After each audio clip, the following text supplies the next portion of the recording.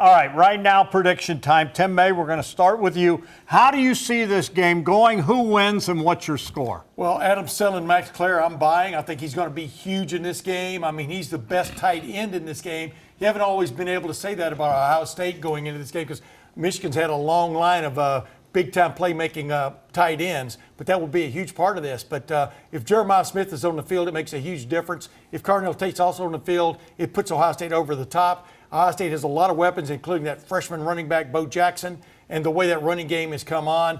I see Ohio State prevailing 31-10 because I really, truly believe Julian Sayin is going to find a comfort level in this game. If everybody else does, they'll be smooth sailing. All right, DeVier, Posey, how do you see the game going? Your score?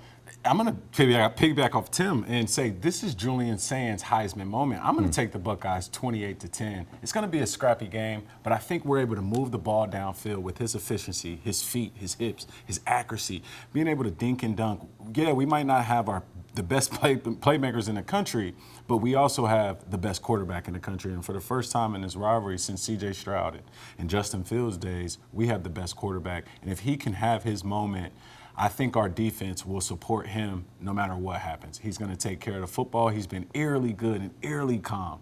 Mr. Smooth from California, he's going to get it done in the Michigan game. AK, how do you see it? Mr. Maroon 5. Yes, sir. Yeah, there you go. I think when I look at this game, the one that I think it most compares to in the end is the Ohio State-Penn State game. I think it's going to play out in a very similar fashion to what we saw there. Penn State hung around with the Buckeyes. They made it close there after a couple mistakes from Ohio State. I don't know if that's going to happen, but Michigan is a very good team. This is going to be a very close game at half. Going up there, this game being in Ann Arbor cannot be overlooked. That crowd is going to play a factor. Ohio State's got to want to silence them early.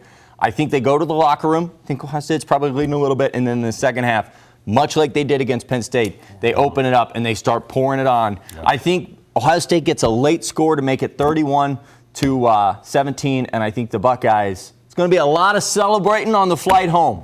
Well, to channel the great Earl Bruce, there is a lot of water under this dam.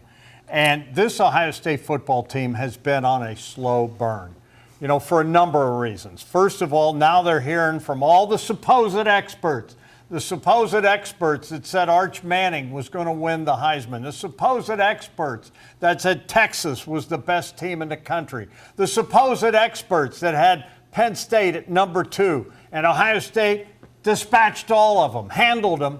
Now Ohio State hasn't played anyone. They haven't played a tough schedule. You know what? I'm not listening anymore to the supposed experts. Secondly, Said the supposed expert. Huh? Said the supposed expert. I'm not saying I'm an expert. I'm giving my. You're sounding like one, but you sound great.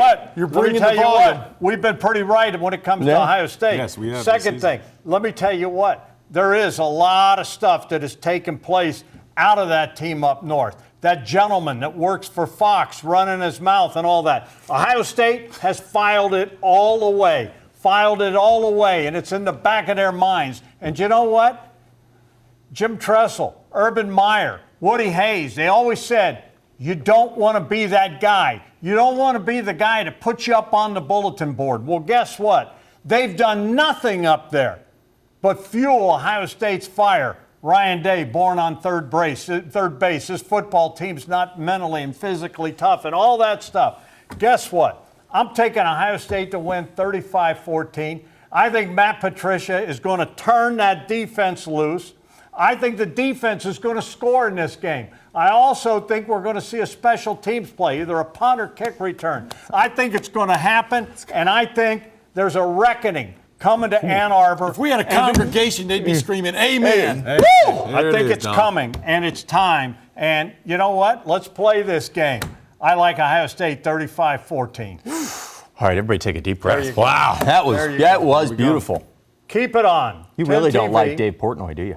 I don't even know his name. To him, that's just a bunch of Portnoys. That's right. I don't know his name. He's just, I'm trying to take. And you know what? Michigan's a great team. I got great respect for him. One of my dearest friends was Bo Schembechler. But I don't particularly care for what has taken place up there. And it is time. Well, Michigan's also, I think we haven't talked about this in this whole thing. They're the number 18 team in the country. They're playing for a spot in the playoff. Like, this is a really good Michigan team. It is not the same Michigan team as last year. They're a very good football team, and I can say they're very good, and I got respect for them. But some of the nonsense that's happened, Bo Schembechler would not have liked what's going on up there. But as Don't Ryan Day particularly said, care for Ryan it. Day has kept focus on what's ahead, Yep. day to day to day. That will pay off for this football team on Saturday at Ann Arbor.